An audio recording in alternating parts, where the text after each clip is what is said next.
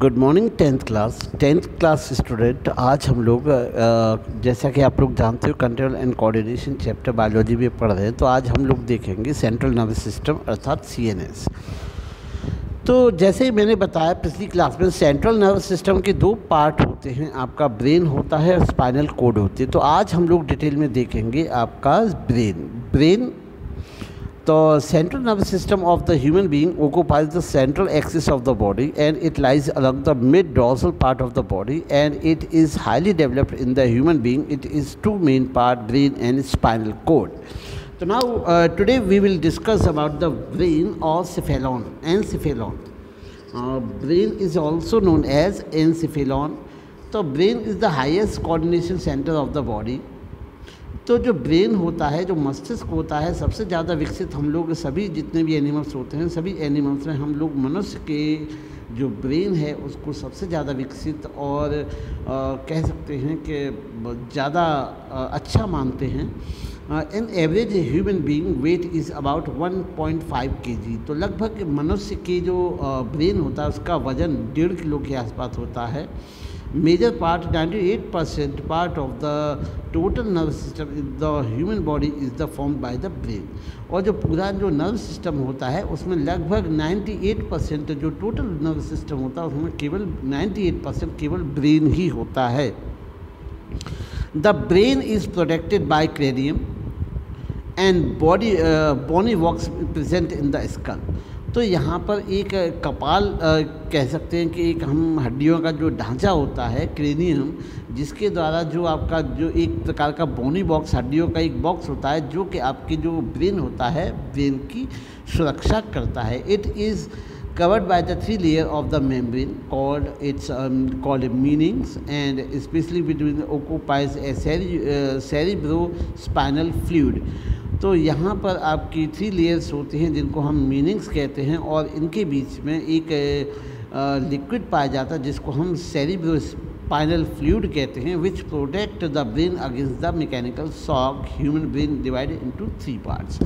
तो जो फ्लूइड होता है वो मनुष्य के ब्रेन को किसी भी प्रकार के मैकेनिकल जर्क, किसी भी प्रकार की चोट आघातों से बचाने का काम करता है। अगर हम बात करें मनुष्य के ब्रेन की तो हम लोग एनसेफेलॉन अर्थात ब्रेन को हम लोग 3 भागों में बांट सकते हैं, fore brain, mid brain and hind brain. तो फोर ब्रेन और मिड ब्रेन और हिंड ब्रेन। तो आज बच्चों हम लोग डिटेल में जो स्टडी करेंगे, तो आज हम स्टडी करेंगे केवल और केवल आपके फोर ब्रेन की। आज हम लोग डिटेल में फोर ब्रेन देखेंगे। फोर ब्रेन को आगे आपके 3 पार्ट में डिवाइड किया जा सकता है, ओल्फैक्टरी लोब, सेरिब्रम एंड डाइसेफेलॉन। और जो मिड ब्रेन होता है उसको हम 2 भागों में डिवाइड कर सकते हैं, सेरिब्रल और आपका कॉर्पोरा क्वाड्रिजेमिना। हिंड ब्रेन्स को हम लोग 3 भागों में डिवाइड कर सकते हैं, pons, cerebellum and medulla oblongata. तो आज हम लोग स्टार्ट करेंगे बच्चों फोर ब्रेन के बारे में। तो फोर ब्रेन हम लोग स्टार्ट करते हैं। Fore brain, the fore brain is the thinking part of the brain which include cerebrum and olfactory lobes. जो फोर ब्रेन होता है, जो आगे का ब्रेन का हिस्सा होता है, जो माथे के ऊपर का जो हिस्सा होता है, जो फ्रंट साइड होती है, वो आपका जो मुख्य भाग होता है आपका सेरिब्रम और ओल्फैक्टरी लोब का।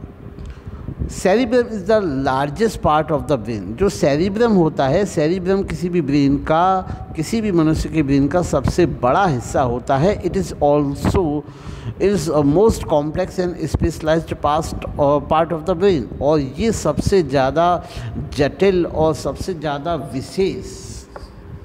विशेषीकृत मतलब अच्छे विशेष फंक्शन वाला एक पार्ट होता है ब्रेन का। It cover about 80% of brain. ये लगभग 80% इसी हिस्से का अर्थात सेरिब्रम का, जो सेरिब्रम होता है वो ब्रेन का लगभग 80% होता है। इसलिए इसका महत्व और इसकी स्पेशलाइजेशन और भी ज़्यादा बढ़ जाती है। It consist of cerebral hemisphere. यहाँ 2 सेरिब्रल हेमिस्फीयर पाए जाते हैं आधे अर्धगोला रूप में। These are separated from each other by the longitudinal cerebral fissure. तो यहाँ पर ये एक प्रकार से ये सेरिब्रल फिशर के द्वारा एक दूसरे से अलग होता है। तो जैसे हम लोगों ने स्ट्रक्चर देखी होगी कि इस प्रकार की जो ब्रेन का जो पार्ट होता है, इस प्रकार से जो ब्रेन का जो पार्ट होता है, ये एक दूसरे से जो होता है, ये आपका सेरिब्रल फिशर के द्वारा एक दूसरे से अलग होता है। A thick band of the nerve cell are called corpus callosum attach to the cerebral hemisphere. और एक प्रकार का एक जोड़ होता है जो कि नर्व सेल का बना होता है, जिसको हम कॉर्पस कैलोसम कहते हैं। ये आपका है सेरिब्रल हेमिस्फीयर से जुड़ा हुआ होता है। A thick layer is called cerebral cortex, grey matter surrounded the cerebrum. और यहाँ पर एक प्रकार से हम कह सकते हैं कि एक नर्व की बनी हुई एक थिक लेयर होती है जिसको हम सेरिब्रल कॉर्टेक्स कहते हैं, सराउंडेड द सेरिब्रम, जो कि सेरिब्रम को चारों ओर से घेरे हुए होती है। अर्थात सेरिब्रम जो होता है वो सेरिब्रल कॉर्टेक्स के द्वारा जो ग्रे मटेरियल होता है उसके द्वारा कवर्ड होता है। The cerebral cortex has a numbers of folds and by the elevation all called gyri and sulci।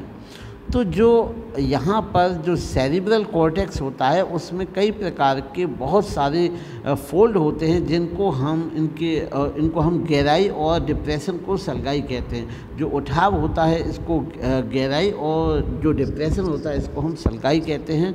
Cerebrum और बताएं ये मेमोरी के लिए गहराई और सलगाई जो होते हैं वो बहुत ज़्यादा रिस्पॉन्सिबल होते हैं। Cerebrum has sensory areas where information impulse receive. और सेरिब्रम में ऐसे भी एरिया होते हैं जो कि आपके जो सेंस ऑर्गन का काम एक प्रकार से रिसेप्टर का काम करते हैं। Similarly there are motor area from where impulse are send to the muscles और इफेक्टर ऑर्गन। और यहाँ पर मोटर एरिया भी पाया जाता है जहाँ पर जो इम्पल्स होती है, इम्पल्स को मसल्स के द्वारा मसल्स को भेजा जाता है। यहाँ पर मसल्स को आदेश भेजे जाते हैं किसी भी स्टिमुलस के जवाब में। 4 major area cerebrum called lobes. जो सेरिब्रम के जो मुख्य पार्ट होते हैं उनको हम लोब्स कहते हैं। इनमें कुछ प्रोसेस होते हैं। There are called frontal lobes, जिसको हम frontal lobe, parental lobe, temporal lobes और ऑक्सीपिटल लोब कहते हैं। These are region of high kind of stimulus and response. Frontal lobe, तो frontal lobe is exist in front of part of is called as a centre of intelligence. जो frontal lobe होती है इसको हम एक प्रकार से सेंटर ऑफ इंटेलिजेंस करके भी मान सकते हैं। It gives ability to abstract the reasoning and decision making. जो फ्रंटल लोब होती है, बच्चों याद रखना, जो फ्रंटल लोब होती है, फ्रंटल लोब डिसीजन मेकिंग और आपकी थिंकिंग, रीजनिंग पावर के लिए रिस्पॉन्सिबल होती है। It is also control the voluntary and involuntary movement of the body. और ये शरीर से होने वाले सभी ऐच्छिक और अनैच्छिक क्रियाओं को कंट्रोल करती है। The parental lobe is located upper mid area. जो पेरेंटल लोब होती है वो आगे के ऊपरी हिस्से पर होती है। It give the perception of touch. इससे हमें टच का एहसास, गर्मी का एहसास, दर्द का एहसास, टेस्ट का एहसास और कभी कभी हमें स्पीच के लिए भी या बोलने के लिए भी रिस्पॉन्सिबल होती है। It also give the knowledge of about the position in the space. और ये हमें भी जानकारी देती है कि हम कहाँ और कैसे हैं। The temporal lib occur in the lateral side and helps in the interpret sound and smell and enable to language and comprehension। जो टेम्पोरल लोब होती है वो हमें साउंड, स्मेल तथा लैंग्वेज कॉम्प्रिहेंशन के लिए रिस्पॉन्सिबल होती है। The occipital lobe is the हाइडर part. सबसे पीछे वाला जो हिस्सा होता है वो ऑक्सीपिटल लोब होता है। It give the interpretation of visual information. और ये हमें जो दृश्य संबंधी जो संवेदनाएं होती हैं, जो देखने से संबंधित जो जानकारी होती है, वो हमें अवेलेबल कराता है। अब हम लोग देखते हैं कौन कौन से पार्ट जो सेरिब्रम के, तो सेरिब्रम के हमारे कुल मिला के, जैसे मैंने बताया था, सेरिब्रम के हमारे 4 पार्ट होते हैं: frontal lobe, parietal lobe, temporal lobe और ऑक्सीपिटल लोब। इनके काम होते हैं: फ्रंटल लोब का creative idea, ability of reasoning, decision making, expressing emotion. Parental lobe का काम होता है perception of touch, heat, pain, cold, knowledge and position in the space. And temporal lobe is responsible for the interpretation of the sound, smell, memory, language and comprehensive. And occipital lobe is responsible for the interpretation of the visual information, shape and color। तो ये चारों जो part हैं वो आपके cerebrum के हैं, और ये मुख्य रूप से अलग अलग कामों के लिए, जो कि यहाँ पर बताए गए हैं, के लिए रिस्पॉन्सिबल होते हैं। चलो हम लोग, A pair of club shaped olfactory lobes are present in the inner side of the cerebrum। अंदर की साइड में आपका क्लब शेप्ड का आपका एक ओल्फैक्टरी लोब पाई जाती है। ये आपके हमें this provide the sense of the smell, ये हम लोगों को सूंघने की शक्ति प्रोवाइड करवाता है। The olfactory epithelium receive the smell and transmit to the temporal lobe. जो ओल्फैक्टरी एपिथेलियम जो टिश्यूज होते हैं वो स्मेल को रिसीव करते हैं और ये टेम्पोरल लोब को ट्रांसमिट कर देते हैं। अब हम बच्चों बात करेंगे सेरिब्रम के दूसरे पार्ट की, जिसको हम कहते हैं diencephalon. Diencephalon is a part of the cerebrum which lie in the anterior side of the main function are. इसके मुख्य जो फंक्शन होते हैं to filter out the cerebrospinal fluid from the blood, relay sensory impulse to the cerebral part to regulate the activity of the smooth muscles and control the thrust, emotions, sleepy, body temperature, sweat and fatigue, and to determine the hunger and fullness। तो यहाँ पर हमें जो डाइसेफेलन होता है, डाइसेफेलन के जो मुख्य, ये भी एक प्रकार से हम कह सकते हैं कि हिस्सा होता है आपका सेरिब्रम का। तो डाइसेफेलन के जो मुख्य कार्य होते हैं वो होते हैं आपका फिल्टर, यहाँ से आपका सेरिब्रो स्पाइनल फ्लूइड ब्लड से फिल्टर करता है।